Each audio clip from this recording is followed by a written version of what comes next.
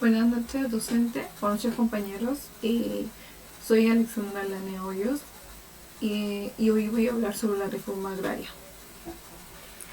En este video se analizará la reforma agraria desde un punto económico, político y social, y se investigará los principales aspectos que contribuyen en el desarrollo de los países. También se estudiarán los desafíos que surgen de esta política pública.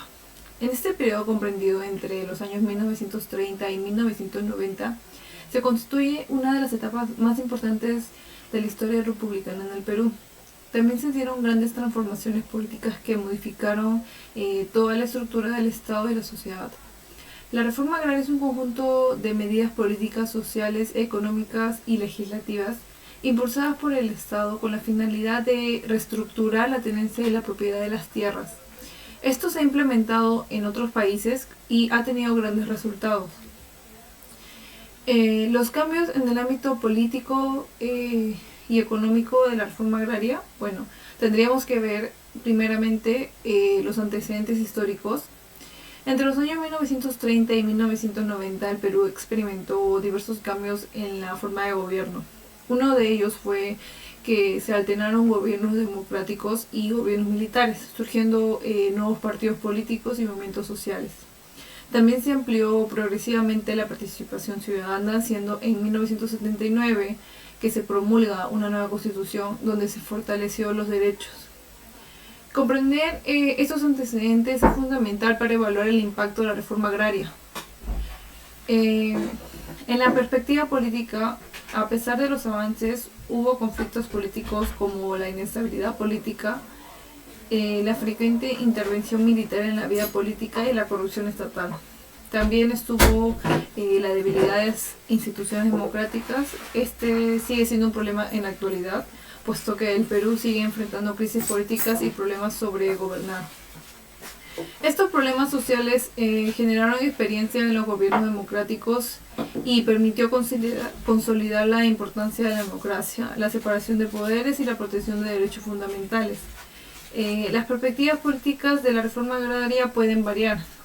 Pudo ser revolucionaria porque con frecuencia esto se asocia con movimientos políticos de izquierda y revolucionarios que buscaban un cambio radical en la posición de la tierra. También fue un desafío en las élites porque generó oposición en las élites terratenientes, provocando conflictos políticos y problemas entre el gobierno y los grupos revolucionarios. En la participación ciudadana se buscó aumentar la presión política en el ámbito rural y así se creó partidos que representaran a la población campesina. En la perspectiva económica, esto se abarca desde la producción agrícola hasta la totalidad de una equidad en el sistema de repartición de tierras.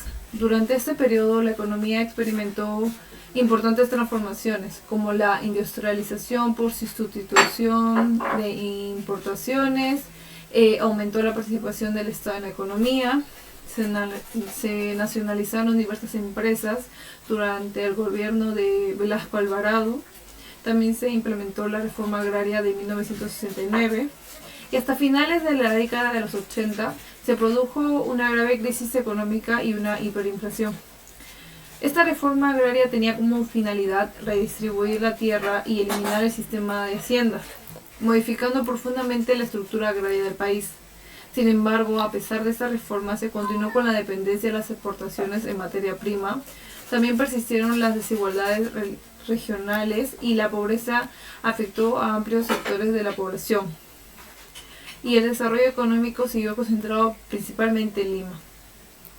Su influencia en el Perú parte de muchas características en la economía que se tiene actualmente, el cual tiene su origen en esta época. Hay temas que se trataban en esa época y que se sigue utilizando como la desigualdad territorial y los debates sobre la intervención del Estado en la economía.